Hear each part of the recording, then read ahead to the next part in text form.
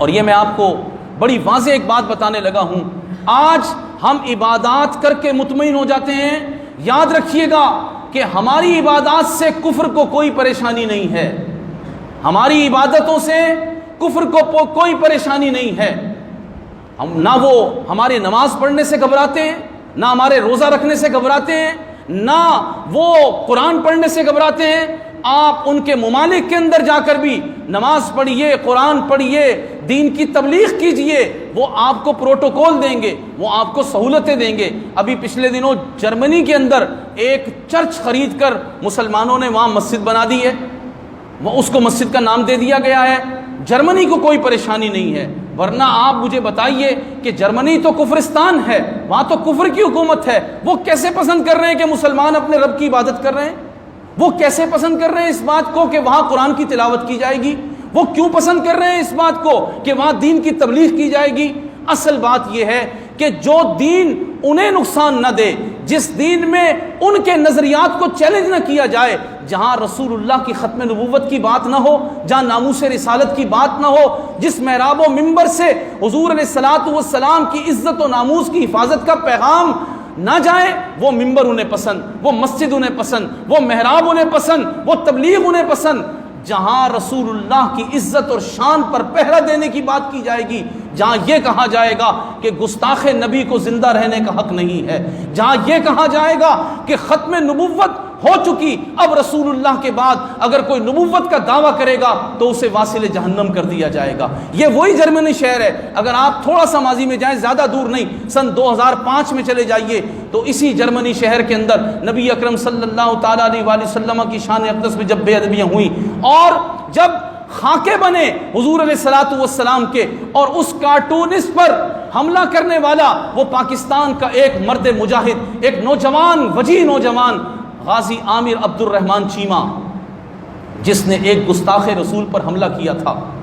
اور اسے زخمی کر دیا تھا، اس کو مارنا چاہتا تھا کیونکہ اس نے رسول اللہ کے خاکے بنائے تھے، تو اسی جرمنی کے اندر اس کو جیل میں قید کر کے مشرف دور میں اتنا مارا گیا، اتنا مارا گیا، اتنا مارا گیا کہ وہ شہید ہو گیا۔ اس کی لاش بھی بڑی مشکل سے پاکستان آئی تھی، اگر آپ کو یاد ہو، اور مشرف نے کیا کیا تھا اس کی لاش کے ساتھ کہ بڑی مشکل سے اس کے ورثاء کے حوالے کیا، اور کہا راولپنڈی میں اس کو دفن نہ کیا جائے بلکہ گجرات میں گاؤں کے اندر اس کو دفن کرایا گیا، غازی عامر عبد الرحمن چیمہ کو۔ وہی جرمنی جو ایک مسلمان جوان کو قتل کر رہا ہے اس وجہ سے کہ اس نے ایک گستاخ رسول پر حملہ کر دیا، آج وہی اگر چرچ کی جگہ مسجد کے لیے دے رہا ہے تو آخر پیچھے کچھ تو ہوگا نا؟ سمجھ رہے ہیں بات کو؟ آخر پیچھے کچھ تو ہوگا۔ کیا وجہ ہے؟ وجہ یہ ہے کہ آج اگر اسی محراب و منبر پر بیٹھ کر یہ کہا گیا کہ رسول اللہ کی کوئی گستاخی کرے گا تو امت اس کا سر تن سے جدا کر دے گی، تو یقین کریں وہ محراب و منبر واپس لے لیں گے۔ کب وہ چاہیں گے؟ تو میں آپ کو ایک فکر دے رہا ہوں کہ خدارا یہود و نصارہ کی سازش کو سمجھو اور اتنے کم عقل حماقت والی سوچ کو لے کر مت چلو، اور اپنے آپ کو پہچانو کہ ہمارا رشتہ ہمارے نبی سے کیا ہے۔ ہماری ساری عبادتیں،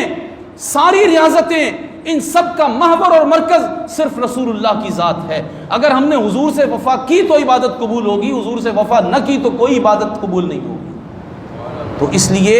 یہ یاد رکھیے، مسجد و محراب و منبر کا اولین مقصد یہ ہے کہ مسلمانوں کو وہاں سے رسول اللہ کی محبت، حضور کی عزت، حضور کی ناموس، حضور کی ختم نبوت کا پیغام دیا جائے۔ پھر دیکھتے ہیں کہ کیسے امریکہ اور کیسے جرمنی آپ کو آفر کرتا ہے کہ آپ ہمارے چرچ خرید کے مسجد بنا دیں، کبھی بھی نہیں وہ آپ کو جگہ دیں گے۔ آپ کو یاد نہیں، یہی وہ یورپ ہے جس نے 2016 کے اندر ایک مرتد جس نے کہا تھا معاذ اللہ میں نبی ہوں، استغفر اللہ، وہ اس پر ایک نوجوان پاکستانی کشمیری نوجوان نے حملہ کیا اور اس کو واصل جہنم کر دیا، غازی تنویر قادری، اس کو 27 سال تک قید سنا دی گئی۔ کیوں بھائی؟ جبکہ اسی برطانیہ کے اندر مدرسے بھی ہیں، مسجدیں بھی ہیں، اسی برطانیہ کے اندر قرآن بھی پڑھا جاتا ہے، اسی برطانیہ میں دین کی تبلیغ بھی کی جاتی ہے، تو پھر وہی اسلام کا ماننے والا 27 سال قید میں کیوں رکھا گیا؟ وجہ یہ تھی کہ انہیں خطرہ نہیں ہے ہرگز قرآن سے، انہیں خطرہ نہیں ہے ہرگز نمازوں سے، روزوں سے، عبادات سے، تبلیغ سے، ہماری مٹھاس والی گفتگو سے، انہیں خطرہ صرف اس بات سے ہے کہ کوئی رسول اللہ کے گستاخوں کو واصل جہنم نہ کرے، اور امت سب کچھ ترک کر سکتی ہے مگر امت ہمیشہ یہ کہتی رہے گی کہ تاجدار ختم نبوت، امت یہ کہتی رہے گی کہ گستاخ نبی کی ایک سزا سرتن سے جدا، سرتن سے جدا۔ ہم اپنی نمازوں پر ناز نہیں کرتے، ہم رسول اللہ کی نسبت پر ناز کرتے ہیں۔ ہم اپنے روزوں عبادات پر واللہ العظیم ایک لمحے کے لیے بھی ناز نہیں کر سکتے ہیں، ہمارے پاس کچھ ہے ہی نہیں، یہ جو کچھ ملا ہے رسول اللہ کا صدقہ ملا۔ اللہ تعالی ہمیں اپنے محبوب کی محبت میں زندہ رکھے، اپنے محبوب سے وفا میں مرنا نصیب فرمائے، اور امت کو اس مزاج کو سمجھنے کی توفیق دے۔